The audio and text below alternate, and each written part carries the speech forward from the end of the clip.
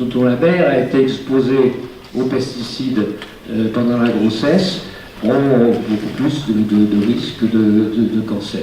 Toutes les grandes zones où vous avez des masses énormes, en millions de tonnes, exploitables de ressources, sont des zones où il n'y a personne. Donc, c'est le cas aussi en Mauritanie, par exemple. Ce n'est pas les Mauritaniens qui vont consommer le poisson qui est devant chez eux. Il y a un vrai problème politique. C'est pas autre chose. Aujourd'hui, la décision n'appartient pas aux élus, la décision appartient à une économie en place, à une agriculture dominante, essentiellement conventionnelle d'ailleurs, organisée autour du capital, organisée autour de l'agroalimentaire, et on n'arrive pas à s'en défaire. Il faut quand même savoir que l'alimentation, l'agriculture ne font pas partie des compétences obligatoires des collectivités. Et l'eau n'en fait partie que depuis cette année. Les collectivités ont les moyens d'agir sur leur plan local d'urbanisme, déjà, en ne changeant pas les coefficients et l'attribution, les transformations des espaces agricoles en espaces potentiellement urbanisables. Il faut savoir qu'en Bretagne, tous les ans, on perd 20 000 hectares. Le domaine de Kerbasti, de ce qu'on sait, c'est que sur les 60 hectares bio, il y aura aussi du conventionnel qui sera remis sur du bio. On va où? Une brique supplémentaire à amener dans la réflexion, s'il y a des gens qui veulent déconvertir des terres en bio, ils remboursent les fonds publics qui ont servi à la conversion des terres, et après on discute. Parce que ça, c'est le gaspillage de fonds publics en retour arrière sur les conversions, c'est inacceptable. On ne peut pas laisser faire des choses comme ça ne va pas. Le deuxième pilier de la PAC, que vous avez aussi en Bretagne, toute l'Europe est concernée, moi j'ai considéré cela comme un atout. Certains me disaient, mais attention, on régionalise la politique européenne et autres. J'ai dit, prenons ce budget pour en faire quelque chose de positif. Nous sommes en train de créer une charte de la bioconsommation. Qu'est-ce qui fonde nos valeurs? Qu'est-ce que nous voulons, nous, en tant que consommateurs et consommatrices, par rapport au bio? Quel type de magasin? Quel type de circuit? On est dans une démarche où on cherche à mener de front l'approvisionnement bio et la proximité, l'ancrage dans le territoire. Or, telle qu'est organisée aujourd'hui la filière bio en Bretagne Sud, dans le Morbihan, et telle qu'est organisée la filière agricole dans le Pays de Lorient, bio ou pas bio, on a aujourd'hui un vrai problème de structuration de la filière.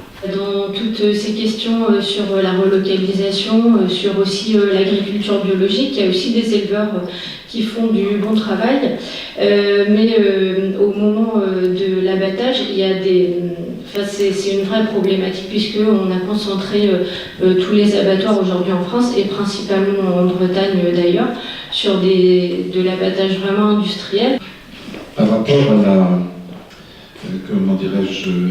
la viande locale.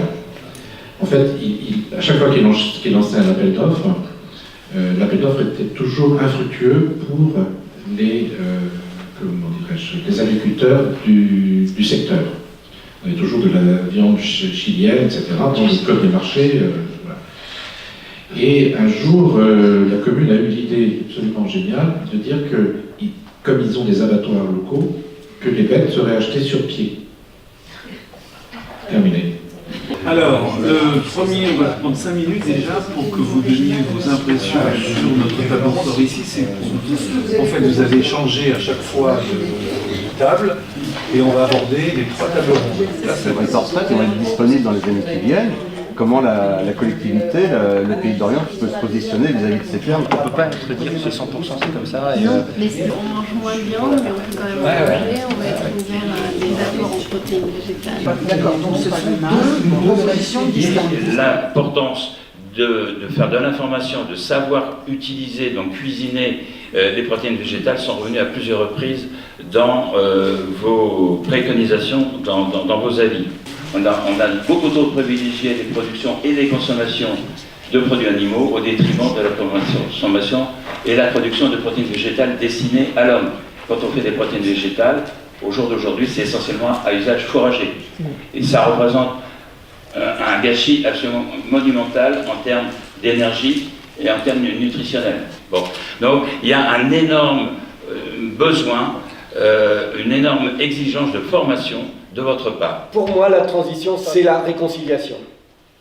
Réconciliation de l'humain avec les autres humains, réconciliation de l'humain actuel avec ses ancêtres, réconciliation de l'humain actuel avec ses enfants, petits-enfants et générations futures, et réconciliation de l'humain avec l'ensemble du monde du vivant dont il fait partie. Et c'est avec vous qu'on va pouvoir gagner.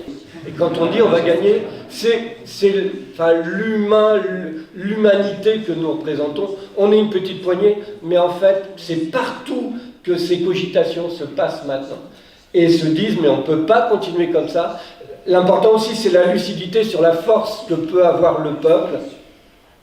On nous dit, vous ne pouvez rien, de toute façon, vous ne faites pas le poids face au monde économique et financier. C'est faux, parce que la démocratie, ça fonctionne comme ça. On trouve une majorité pour voter un texte, eh bien, il est appliqué parce que ça devient la loi, et y compris les plus costauds, eh bien, ils sont obligés de se ranger.